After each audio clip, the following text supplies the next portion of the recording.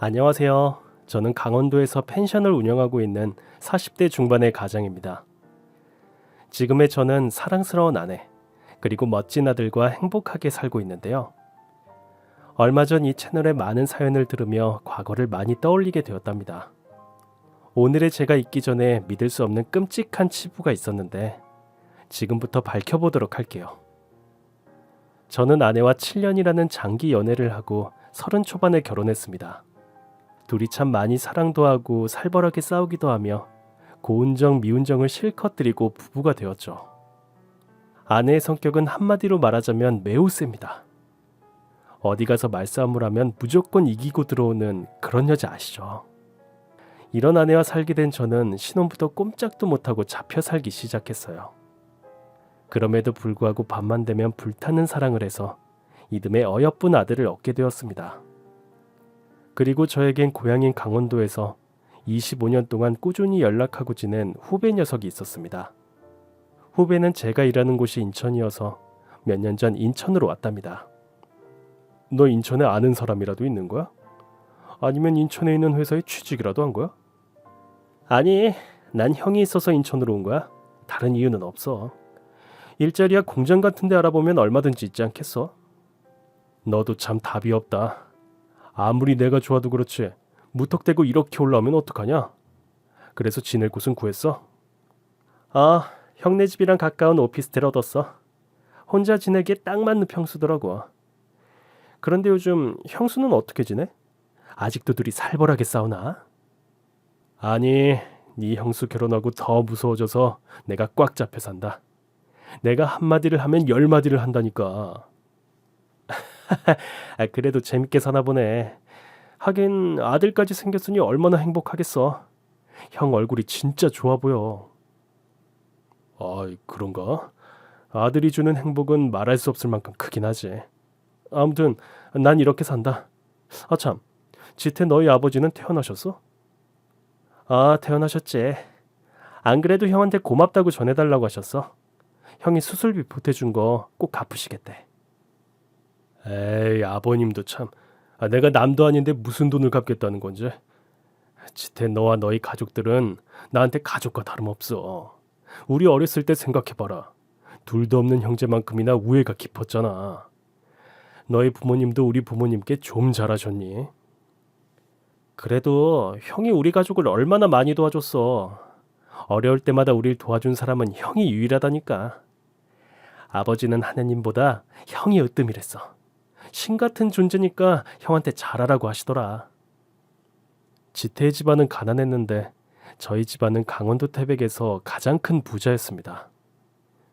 부모님들끼리 친하셔서 저와 지태도 대물림이 되어 친형제처럼 지냈죠. 저는 인천에 올라온 지태의 일자리를 직접 알아봐 주기로 했어요. 이왕이면 돈도 많이 벌고 근무 환경이 좋은 곳에서 일하면 좋을 것 같아 인맥을 이용해 여기저기 일자리를 알아봤습니다. 그래서 잘 아는 용접공 선배가 지태를 키워주겠다고 하더라고요.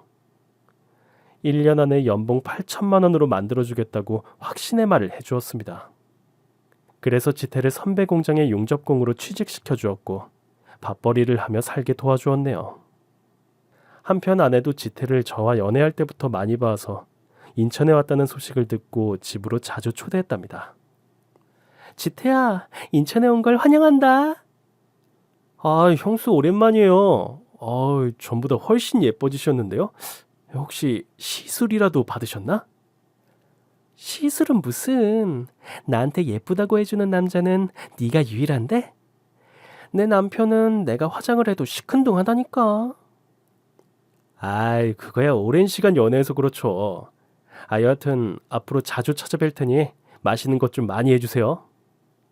당근이지. 형수 손맛 보고 싶으면 언제든지 찾아와. 두 사람은 저 때문에 이어진 인연으로 친남매처럼 다정했답니다. 그렇게 저희 세 사람은 자주 술을 마시기도 했고 연휴에는 가까운 곳에 여행도 다녀오곤 했어요. 저는 술을 마시면 지태에게 여자 좀 만나고 여가 좀 즐기며 살라고 조언을 자주 했답니다. 지태야, 네 나이 이제 30이야. 그런데 아직도 솔로면 어떡하냐? 인물도 좋고 이제 돈도 잘 벌잖아. 그러니까 빨리 애인을 만들어서 더블 데이트하자. 애인? 안 그래도 좋아하는 여자가 있긴 해. 뭐, 그게 진짜야? 응? 예뻐? 아, 엄청 예뻐. 완전 여신이야. 그런데 방해꾼이 있어서 잘 안 되네. 방해꾼? 임자라도 있는 거야? 사귀는 남자가 있더라고. 그런데 쉽게 포기가 안 돼. 그런 일이 있으면 형한테 진작 말하지 그랬어. 다음에 그 여자 불러서 같이 밥 먹자. 우리가 옆에서 팍팍 밀어줄 테니까. 그러자 제 아내가 옆에서 놀란 눈으로 말했습니다. 쥐태야, 너 정도면 충분히 그 여자를 네 여자로 만들 수 있어. 그러니까 힘내. 고마워. 다음에 기회가 되면 꼭 같이 시간 보내자. 제가 자주 짝사랑한다는 여자를 부르라고 해봤는데 연락이 잘 안 된다며 단념하겠다고 하더라고요. 그래서 새로운 인연을 엮어주려고 주변 지인들에게 연락을 돌려 지태와 어울리는 여자들을 소개해 주었습니다. 하지만 자기 마음에 드는 여자가 없다며 모두 실패로 돌아갔어요. 눈이 얼마나 높던지 여자들이 마음에 든다 해도 지태가 거절하더라고요. 야 임마, 너 여자를 좋아하는 게 맞긴 하냐? 왜 죄다 퇴짜를 놓고 그래? 형, 난 화려하고 도시적인 여자가 별로야. 순수하고 청순한 여자가 좋다고.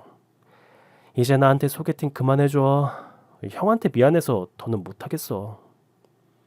에휴, 그래 너 잘났다. 나중에 어떤 여자를 만날지 진짜 궁금하다 이 자식아. 그렇게 지태에게 여자 소개해주는 걸 포기하고 더블 데이트가 아닌 아내와 셋이 하는 데이트를 계속 즐겼답니다. 그러던 어느 날 지태와 술을 마시고 있는데 시골에 있는 지태 어머니가 밭일을 하다 쓰러졌다는 전화를 받았어요. 저는 지태를 따라가려고 했는데 크게 아프신 건 아닌 것 같다며 혼자 강원도로 내려갔습니다. 몇 시간 뒤 전화가 왔는데 지태 어머니가 뇌종양이라는 소식을 전했어요. 수술과 장기간 입원을 해야 하는 상황이라며 한숨을 내쉬는데 전화 너머에 있는 제가 지태의 걱정과 슬픔을 고스란히 느꼈답니다. 가정 형편이 좋지 않은 데다가 보험도 들어놓지 않은 걸 알고 있어 제가 병원비를 부담해 주기로 했죠. 지태는 거절하고 싶지만 당장 해결책이 없으니 염치 없지만 저의 돈을 받기로 했어요. 형, 진짜 미안해. 한두 번도 아니고 매번 형에게 의지하게 되네.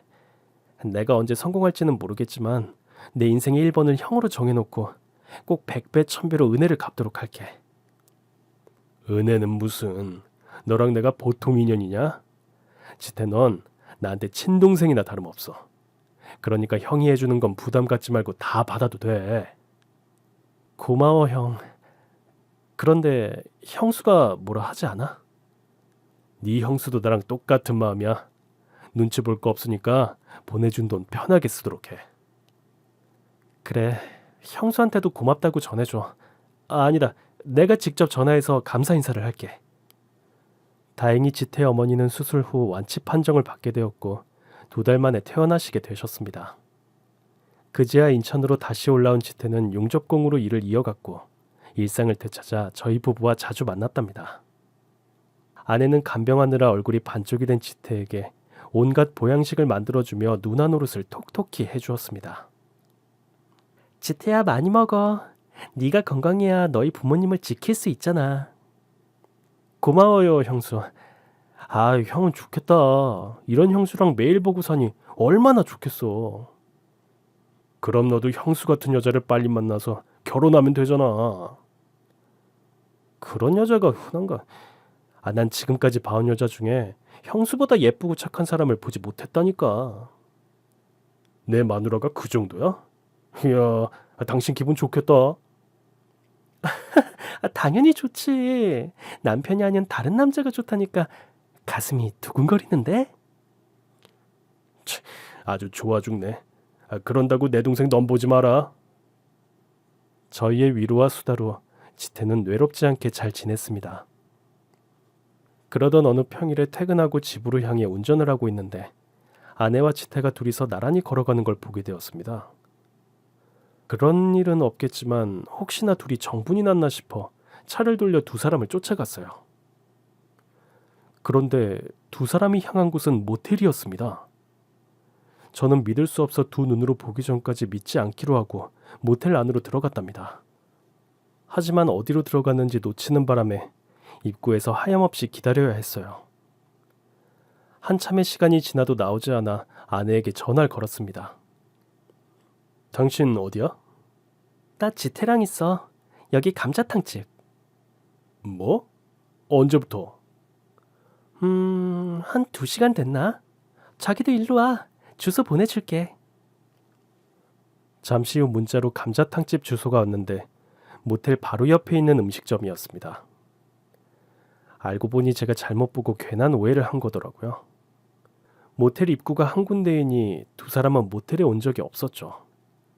안도의 한숨을 쉬고 감자탕집에 찾아갔더니 지태가 기분 좋게 취해 있었습니다.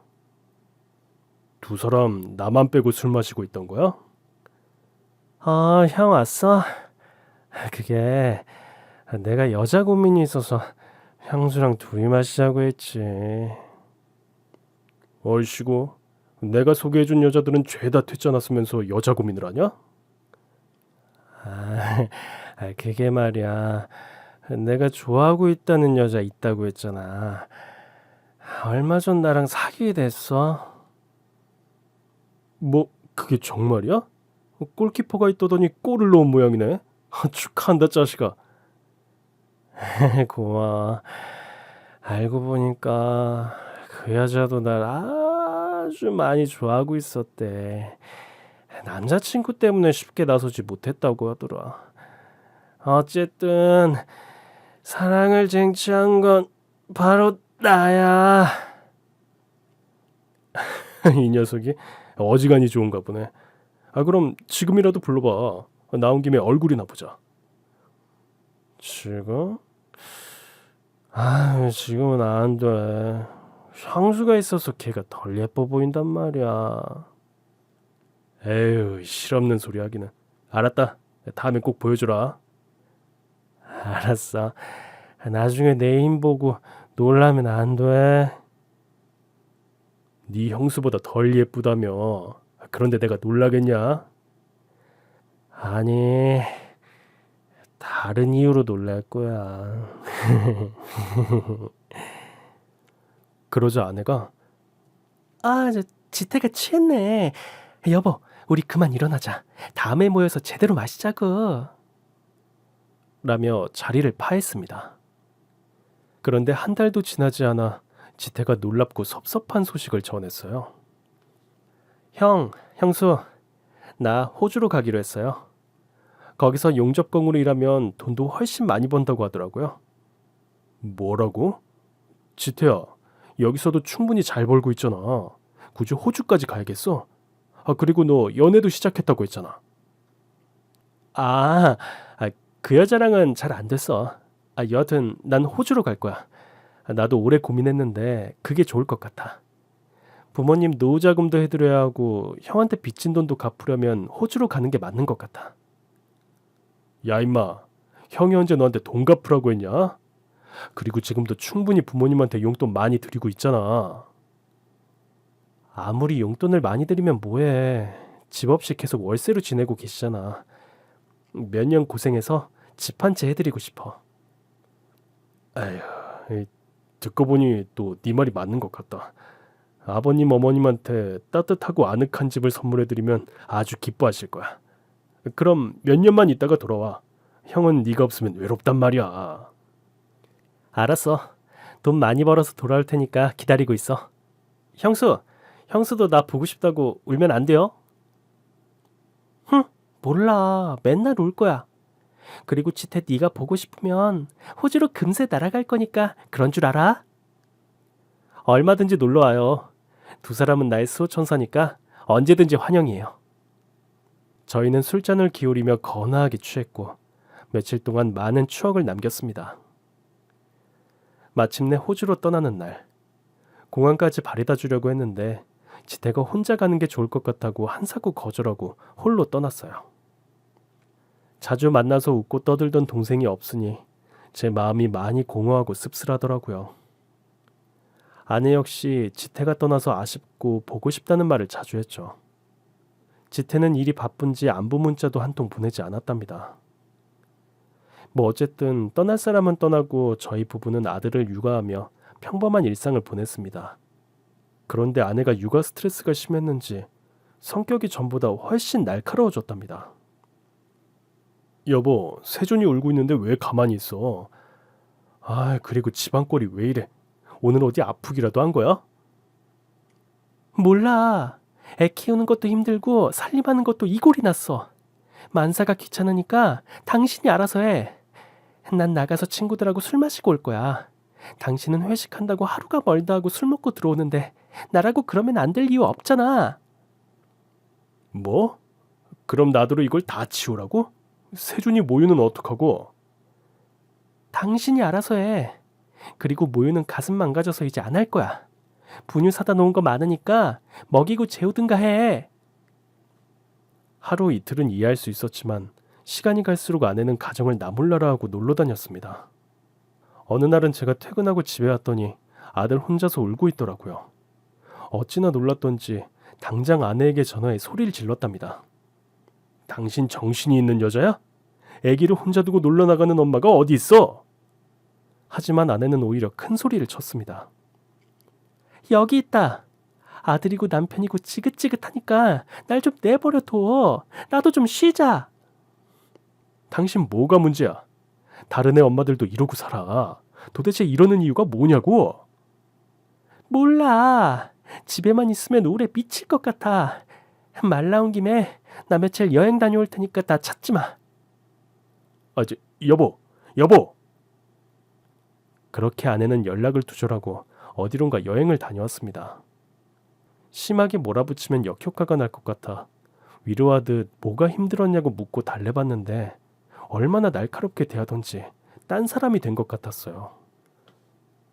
그래서 병원에 가서 상담을 받아보자 했더니 자기를 정신병자 취급하느냐며 쌍욕을 퍼붓더라고요. 아내의 상태는 점점 심해져서 매일 밤에 나가 술을 마시고 낮에는 잠만 잤답니다. 아내는 제 카드로 유흥비와 온갖 사치를 즐겼어요. 제가 아무리 잘 사는 집 아들이긴 하지만 도가 지나칠 만큼 흥청망청 쓰더라고요. 그래서 아들 세준이는 저희 부모님께서 봐주셨어요. 부모님은 산후 우울증과 육아 스트레스가 겹쳐서 그런 거라며 저에게 이해하고 보듬어주라고 하셨답니다. 그래서 저는 아내의 우울증이 치유되도록 회사 생활을 하면서 살림까지 모두 도맡아 했고 매일 저녁에 손수 요리를 해주었습니다. 여보, 내가 처음으로 만들어 본 파스타야. 맛이 어때? 그냥 식당에서 사 먹는 맛이야. 에이, 반응이 왜 그래? 리액션 좀 해주면 덧나나? 나 기운 없으니까 말 시키지 마. 아내는 제 노력에도 불구하고 마음의 문을 열지 않았답니다. 그래서 더 많은 노력을 해야겠다는 생각에 이벤트로 꽃다발도 주고 호텔이나 캠핑도 자주 데려갔어요. 하지만 아내는 귀찮게 하지 말아달라며 혼자 있게 내버려달라고 하더군요. 제가 아내를 위해 준비해온 것들은 처참히 부셔졌답니다. 그렇게 아내는 계속해서 마음을 고쳐먹지 않고 가정을 내팽개치고 놀러다니는데 급급했습니다. 매일 술에 찌들어 들어와 나까지 퍼질러 자고 다시 술 마시러 나가 놀고 쇼핑하고 인생을 제멋대로 살았죠. 또 아들 세준이를 집에 데리고 오면 왜 데리고 왔느냐고 짜증을 부렸답니다. 저 목소리 듣기 싫어. 애우는 소리가 세상에서 제일 싫다고. 당신 너무하는 거 아니야? 당신이 낳은 아들한테 그게 할 소리야? 그래, 내가 죄인이다. 화도 마음대로 못 내며 사는 집구석에서 뭐하고 있는 건지 모르겠다. 내가 나갈 테니까 당신 아들이랑 오붓한 시간 보내라고. 여보, 언제까지 이럴 거야? 도대체 그 우울증은 언제 사라지는 거냐고? 이거다. 내 우울증은 당신이랑 당신 아들이 만든 거야. 그러니까 이 집에서 나가겠다고. 아내는 그렇게 모진 말을 하고 또 술을 마시러 나갔답니다. 그렇게 1년의 시간이 지났지만 아내에게 도저히 개선점이 보이지 않고 계속되는 싸움에 지쳐 결국 이혼을 결심하게 되었어요. 아들을 위해서라도 이혼하는 게 현명할 것 같았습니다. 제가 이혼 서류를 내밀었더니 묵묵히 도장을 꺼내더라고요. 나 위자료 얼마 줄 거야? 뭐? 위자료? 그동안 당신이 쓴 돈이 얼마인지는 알아? 1년 동안 쓴 돈이 수억이 넘어. 또 친정에 가져다 준 돈도 엄청나잖아. 게다가 살림을 제대로 한 것도 아니고 아들을 제대로 키운 것도 아닌 주제에 위자료를 달라고? 당신 양심도 없어? 뭐야 그래서? 나한테 위자료 한 푼 안 주겠다는 거야? 이렇게 나오겠다 이거지?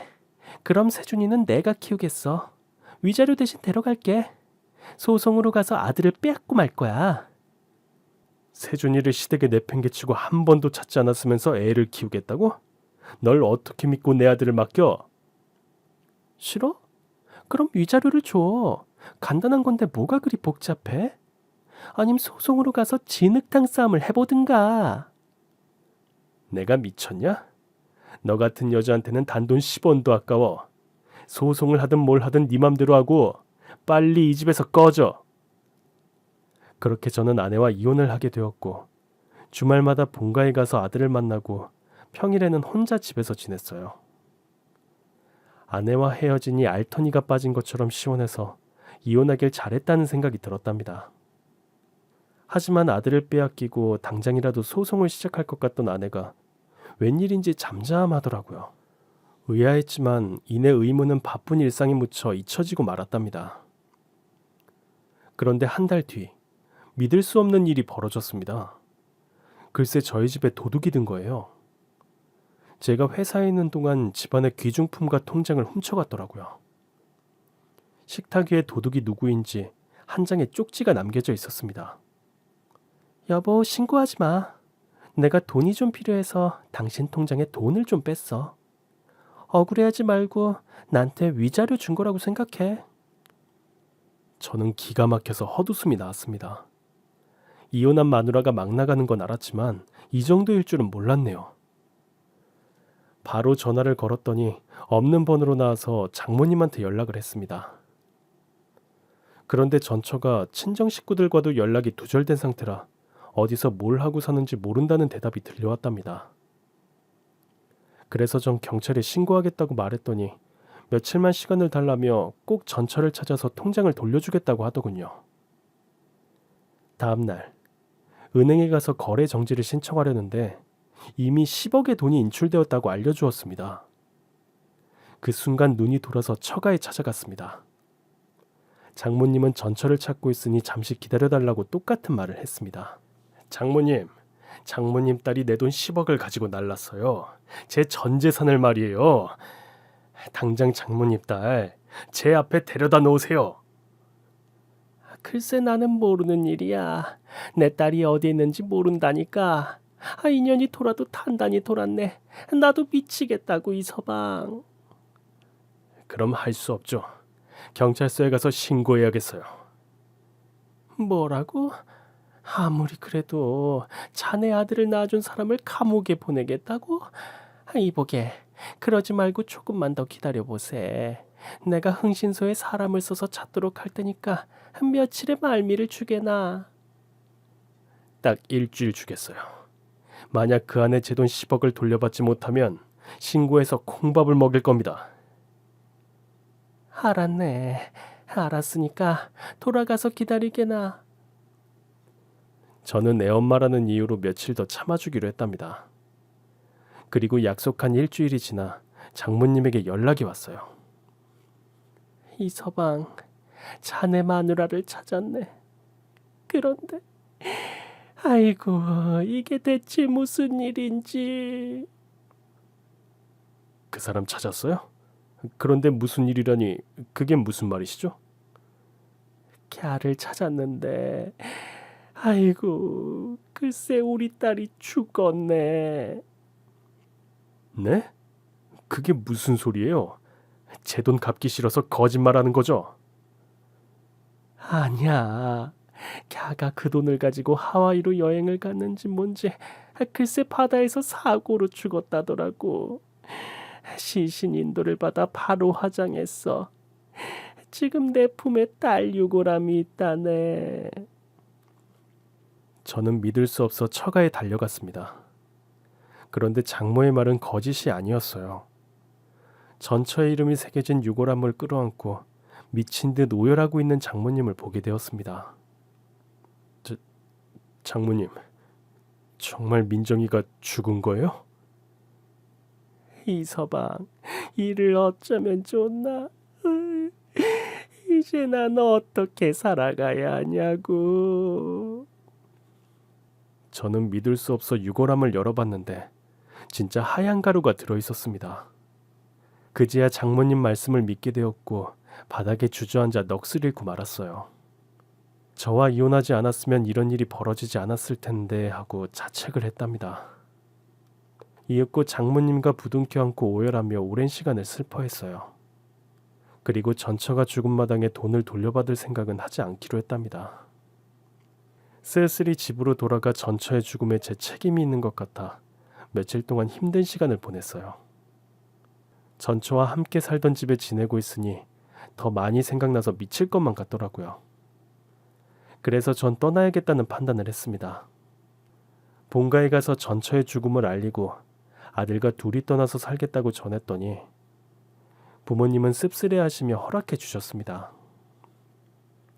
저는 직장을 그만두고 시골로 내려가 부모님이 지원해 주신 돈으로 펜션을 마련했답니다. 24시간 아들과 붙어 있으며 영업을 했죠. 조용한 공간에서 바쁘게 육아하고 펜션을 관리하며 지내봤더니 전처 생각이 줄어들었고 이듬해에는 죄책감을 덜 수 있었습니다. 그렇게 4년이 흐르자 아들 세준이는 유치원에 들어갔고 매일 귀엽고 사랑스러운 애교를 뽐내며 제 마음을 녹여주었답니다. 어찌나 예쁜지 보고만 있으면 웃음이 절로 나오고 사는 기쁨이 뭔지 알겠더라고요. 그런데 아들이 자주 저에게 묻는 말이 있었어요. 바로 엄마라는 존재였죠. 하늘에 가면 다신 못 돌아오느냐고 입버릇처럼 엄마를 찾았답니다. 그럴 때마다 저는 미안하다고만 말해주었네요. 펜션의 손님은 주말마다 만석이었습니다. 손님들이 제 아들을 보면 많이들 예뻐해 주시고 먹을 것도 나누어 주었죠. 그러던 어느 날 혼자 놀러온 여자 손님이 제 아들을 자기 무릎에 앉히고 진짜 엄마처럼 대해주는 걸 보게 되었어요. 저는 아들이 선을 넘는 행동을 하는 것 같아 다그치듯 말했습니다. 세준아, 이모 힘드니까 이리 와. 이제 아빠랑 씻고 자야지. 싫어. 나 이모랑 잘 거야. 이모가 그래도 된다 그랬어. 세준아, 자꾸 고집 부리면 아빠 화낸다. 그러자 세준이를 무릎에 앉힌 여자 손님이 말하더군요. 사장님, 조금만 더 세준이랑 놀게 해주세요. 제가 좋아서 그래요. 아이가 너무 예뻐요. 그렇게 말씀해 주시니 감사합니다. 그럼 조금만 더 데리고 놀다 피곤하시면 바로 말씀해 주세요. 아마 밤을 새우고 놀아도 피곤하지 않을 것 같은데요.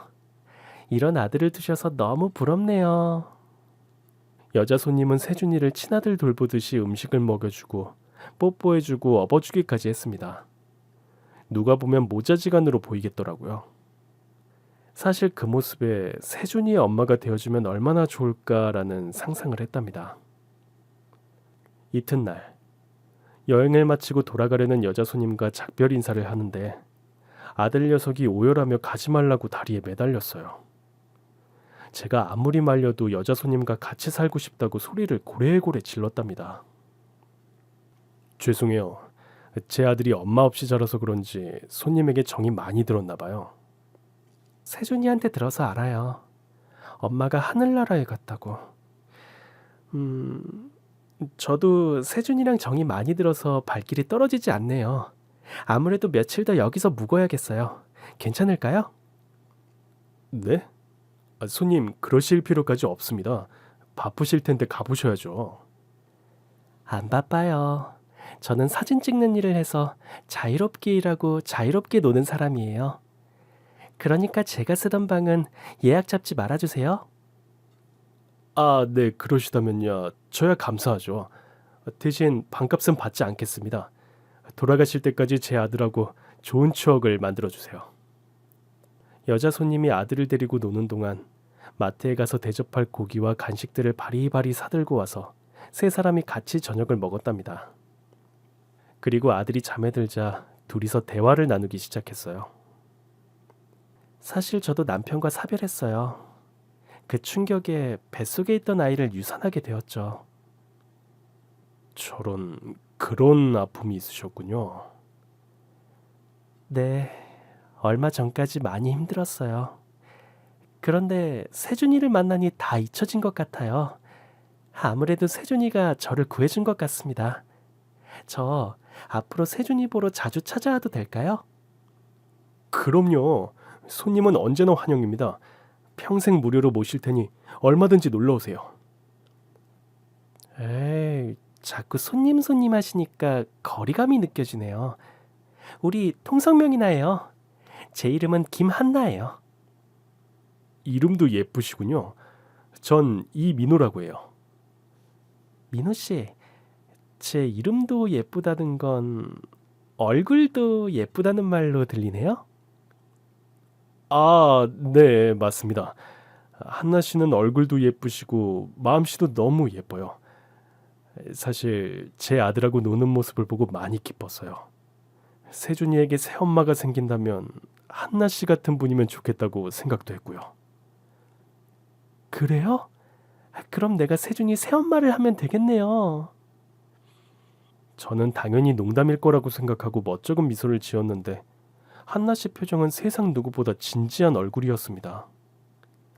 저희는 그날 밤 술잔을 여러 번 기울이고는 같이 좋은 시간을 보냈답니다. 한나 씨와 그렇게 연인이 되고 매주 펜션에서 연애를 했습니다. 아들이 없는 데이트는 싫다며 한나 씨가 늘 저희가 있는 시골까지 찾아와 주었죠. 그렇게 6개월이 지나자 저희는 결혼하기로 했답니다. 한나 씨가 먼저 세준이의 엄마가 되고 싶다고 프로포즈를 하더라고요. 저야 미룰 필요도 없고 더할 나위 없이 기쁜 일이니 고맙고 감사하다 말하며 한나 씨와 혼인신고를 하고 펜션에서 같이 살게 되었어요. 세준이는 새엄마가 된 한나 씨에게 매일 껌딱지가 되어 붙어 다녔습니다. 저에겐 아예 오려고 하지도 않고 그녀의 품만 좋아했답니다. 그래서 신혼인데도 아내와 따로 잠을 자야 했네요. 그렇게 가정을 꾸리고 아들에게 행복을 선사해준 아내에게 무척이나 고마워서 평생 행복하게 해주리라 다짐하는 마음을 가졌습니다. 저희가 살고 있는 시골 마을은 펜션이 몇 채 있었는데 다들 친하게 지내고 있어 장작을 패거나 펜션을 수리할 때는 힘을 모아 일했답니다. 저희 펜션 지붕에 물이 새는 것도 옆 펜션 형님이 고쳐주었죠. 조용하고 아늑한 시골에 아무런 사고 없이 잘 살고 있었는데 5년 뒤 지붕을 고쳐준 형님네 펜션에 끔찍한 일이 발생했습니다. 큰 불이 난 거죠. 한밤중에 난 불이라 손님들이 빠져나오지 못하고 현장은 아수라장이 되었습니다. 저는 야외에서 바람을 쐬고 있던 중이라 곧바로 불길을 뚫고 사람들을 구하기 시작했습니다.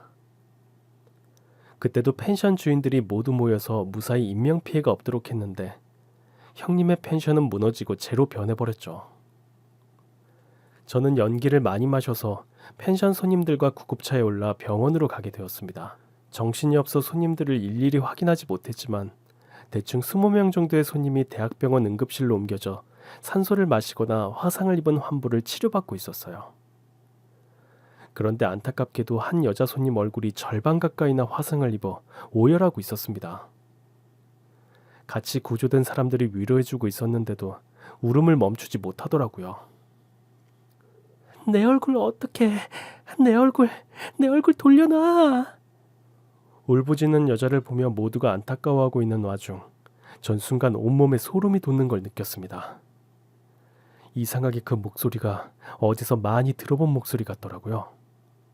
곧이어 전 그 여자에게 가까이 다가갔고 그 여자의 얼굴을 가까이서 확인한 순간 놀라 자빠지는 줄 알았습니다. 그 여자는 바로 죽은 제 전 와이프였어요. 아무리 얼굴에 화상을 입었다고 하더라도 어떻게 와이프를 알아보지 못할 수 있겠어요? 너무 어이가 없어서 지금 이게 무슨 일인지 내가 꿈을 꾸고 있는 건가 할 말을 잃고 그 자리에 서 있는데 잠시 후 더욱 놀라운 일이 벌어졌습니다. 김민정, 너 꼴이 이게 뭐야? 얼굴이 다 망가졌잖아. 내가 진짜 미쳐버리겠다. 친정에 간다면서 왜 펜션에 놀러 간 거냐고. 설마 또 바람 피우러 온 거냐? 저는 그 목소리를 듣자마자 소름이 끼치고 말았습니다. 목소리의 주인이 제가 아주 잘 아는 사람이었으니까요. 그 여자의 보호자를 자청하고 응급실에 뛰어들어온 사람은 10년 전 호주로 떠난 제 고향 후배 지태였습니다. 모든 상황을 판단한 저는 목소리 주인에게 다가갔습니다. 그의 어깨를 툭 치자 저를 돌아본 지태는 마치 귀신이라도 본 듯 소스라치게 놀라더군요. 형이 여기를 어떻게... 너 맞구나.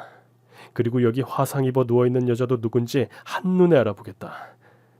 죽은 마누라가 여기에 왜 있는 건지 너랑 둘이 붙어 먹었던 거야? 둘이서 내 뒤통수를 때리고 생쇼를 한 거냐고? 형, 그게 어떻게 된 거냐면... 왜 말을 못해? 이게 무슨 일인지 왜 대답을 못하냐고? 죽은 줄 알았던 전처가 응급실에 누워있는 것도 기가 막힌데 보호자라는 인간이 내가 제일 사랑하던 후배라는 게 어떻게 된 일이냐고? 저는 10년 만에 만난 지태의 멱살을 잡고 처음부터 다 말하라고 소리쳤습니다. 전처는 제가 왔는지도 모르고 얼굴 화상 때문에 계속 울고만 있었고요. 형, 미안해. 그게 사실은 내가 민정이를... 아니, 형수를 짝사랑했었어. 내가 짝사랑하던 여자가 있다고 한 거 기억하지? 그게 바로 형수였어. 우리 셋이 자주 만나면서 나도 모르게 형수를 사랑하게 된 거야. 하지만 현실적으로 이뤄질 수 없을 거라 여기고 포기하려는데 이 형수가 날 똑같이 사랑하고 있다고 고백하더라고. 저는 10년 전 아내와 지태가 둘이 모텔에 가던 순간이 떠올랐습니다. 그날 분명 모텔에 갔다가 감자탕 집으로 몰래 빠져나간 거라는 확신이 들었습니다. 뭐야? 그럼 나 몰래 둘이 바람을 피웠다는 거야? 내가 너한테 어떻게 했는데 내 뒤통수를 쳐? 그래서 호주 간다는 거짓말을 한 거야? 민정이가 우리 둘이 시작할 수 있는 방법이 있다면서 자기만 믿으랬어. 일단 내가 호주 간다고 거짓말하고 계속 만나왔어. 그리고 민정이는 형이랑 이혼하려고 가정을 내팽개친 여자로 보인 거야. 형이 이혼하자고 할 때까지 기다리자고 했다고. 그래서 1년 뒤 형이 형수랑 이혼을 했지. 그때 우리는 살림을 차렸어. 날 제대로 가지고 놀았구나. 난 그런 것도 모르고 너랑 연락이 끊겨서 얼마나 서운해했는데. 그럼 내 10억을 훔쳐서 둘이 여태껏 호의호식하고 살아온 거야? 민정이가 죽었다는 거짓말까지 꾸며내면서? 그것도 전부 민정이 계획이었어. 우리 둘이 일하지 않고 편하게 살 방법을 찾다가 한몫 크게 잡자고 쇼를 벌인 거라고, 형. 진심으로 미안해. 그런데 민정이가 그 남성 편력이 워낙 심해서 그동안 나도 힘들게 살았어. 바람을 밥 먹듯이 피우고 있다고. 형이나 나나 전현 때문에 같은 처지라니까. 저는 지태의 얼굴에 주먹을 날렸습니다. 이윽고 화상 때문에 힘들어하던 전처가 정신을 차리고 저를 알아보더군요. 어머니나, 여보, 당신이 여길 어떻게... 꼴 좋다. 죽었다는 년이 10년 만에 나타난 얼굴이 그게 뭐냐? 그렇게 착하게 살지 왜 나한테 그따위 사기를 쳐먹었냐고? 여보, 미안해. 내가 입이 10개라도 할 말이 없다. 사랑에 미쳐서 내가 제정신이 아니었어. 우리 세준이 잘 크고 있어? 뭐? 너 따위가 내 아들 안부를 왜 궁금해? 남편 자식 버리고 총각한테 홀려서 별이 별짓을 다 한 년이 어디서 자식을 찾아? 그러자 전처는 눈물을 흘리며 자기가 남자에 미쳐 무슨 짓을 했는지 믿어지지 않는다며 악어의 눈물을 흘리더라고요. 크게 다친 전처를 뭐라 할 수도 없고 미치겠더군요. 그래서 전 결단을 내렸습니다. 너희 둘 그리고 장모님까지 사기죄로 형사고소하겠어. 사기 공소시효가 10년이라는데 딱 맞게 걸렸으니 피할 수 없을 거야. 이건 하늘이 너희에게 준 기회라고. 형, 우리 신고하겠다고? 지금 너무 흥분한 모양인데 그러지 마. 형이랑 나는 친형제와 다름없잖아. 동생을 감옥에 보낼 생각은 아니겠지? 응? 친형제? 너 말 잘했다. 내가 그동안 너희 식구에게 해준 게 얼마인데 은혜를 이따위로 갚을 수가 있지? 그리고 형의 아내를 빼앗으려고 그딴 짓을 벌이냐? 너나 이녀는 발정난 짐승이지 인간이 아니야. 둘 다 감옥에서 짐승처럼 지내게 해줄게. 그러자 지태는 그 자리에서 무릎을 꿇었고 화상의 고통을 안고 있던 전처도 따라 무릎을 꿇더군요. 응급실에 있던 환자들은 아무도 전처에게 일어나라는 말을 하지 않았답니다. 심지어 간호사와 의사도 상황을 인지하고 가만히 구경만 했어요. 여보, 제발 용서해줘. 나 지금 벌 받아서 얼굴이 이 모양이 된 거 안 보여? 이걸로 충분하잖아. 내 나이 42인데 평생 이 얼굴로 살아가야 한다고 생각해봐. 얼마나 불쌍하겠어. 그러니까 여기서 그만하자. 응? 뭘 그만해? 2년 정말 가관이다. 지태랑 살면서도 딴 남자랑 바람 피우러 펜션에 갔다며? 너도 참 대단하다. 그런데 그건 그거고 내 인생을 망친 값은 제대로 치러야 하지 않겠어? 난 절대 자비를 베풀지 않을 거니까 각오하는 게 좋을 거다. 장모님은 연세도 있으신데 감옥이 괜찮을지 모르겠다. 요즘 감옥은 보일러 틀어주는지 알아보라고 해. 형, 우리가 이렇게 빌게. 제발 참아줘. 나 형 배신하고 하루하루가 지옥이었어. 내 마음은 뭐 편했는 줄 알아? 지옥? 진짜 지옥은 내가 겪은 게 지옥이야. 넌 고작 불륜 쓰레기 인생을 산 버러지일 뿐이라고. 두 년놈이 납작 엎드려 통곡하듯 용서를 빌자 모여든 환자들이 손가락질을 하며 절대 봐주지 말라고 으르렁댔답니다. 그리고 때마침 환자 중에 형사 한 분이 계셔서 저에게 다가와 바로 처벌해주겠다고 하더군요. 피해보신 통장 내역서를 가지고 찾아오세요. 이 두 사람은 도주 우려가 있으니 제가 감시하고 있다가 경찰서로 연행하겠습니다. 그래 주시겠어요? 그럼 날 박는 대로 은행에 다녀오겠습니다. 그래서 저는 아침이 되자마자 10억을 털어간 증거를 가지고 사기 및 절도 범죄 공모죄로 두 년놈과 장모를 고소했습니다. 10년 만에 장모를 경찰서에서 마주보게 되었네요. 대질 조사를 하며 세 사람은 모든 혐의를 인정하고 저에게 고소 취하를 해달라고 애원했습니다. 이서방 미안하네. 내가 그때는 돈에 눈이 멀어서 그런 짓을 했네. 인연이 나한테 3억을 주겠다고 쇼를 하자고 했다니까. 그런데 약속한 3억은 받지도 못하고 겨우 300만 원 받은 게 전부야. 엄마 지금 그게 중요해. 그냥 무릎 꿇고 빌자고. 치대 너도. 세 사람은 저에게 머리를 조아리며 용서를 빌었는데 봐주고 싶은 마음이 눈꼽만큼도 생기지 않더라고요. 내가 가장 믿었던 사람들이 내 등에 칼을 꽂고 10년 동안 속였는데 그냥 용서해달라고? 당신들 같으면 용서하겠어? 난 법대로 할 테니까 마음 단단히 먹는 게 좋을 거야. 안 돼 여보. 나 세준이 엄마잖아. 우리 아들을 봐서라도 그러면 안 되지. 인두겁을 쓴 짐승 같은 년. 네가 세준이를 낳기만 했지 엄마 노릇을 제대로 한 적이나 있어? 한 번만 더 네 입에서 세준이 이름 나오면 험한 꼴 당할 줄 알아. 저는 형사님에게 법대로 처벌해달라는 말을 남기고 경찰서에서 빠져나왔습니다. 집으로 돌아가자 아내와 아들이 놀란 눈으로 뛰쳐나오더군요. 여보, 어떻게 된 거야? 병원에 가봤더니 벌써 퇴원했다 그래서 얼마나 걱정하고 있었는 줄 알아? 그게 병원에서 나왔더니 너무 졸려서 사우나 가서 한숨 자고 나오는 길이야.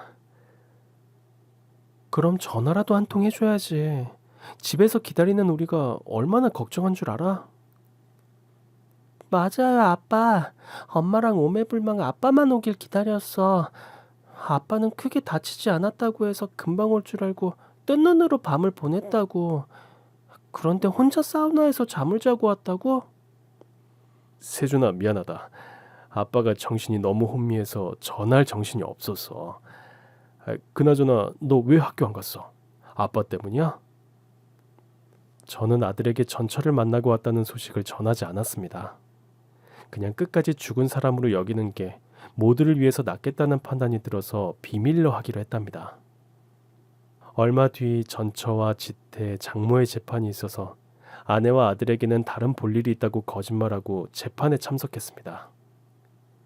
저는 숨김없이 제가 당했던 모든 걸 털어놓았고 죄인 셋도 자기들 죄를 인정하며 징역에 처해졌어요. 모든 게 잘된 일인데 공허한 기분이 계속 들었습니다.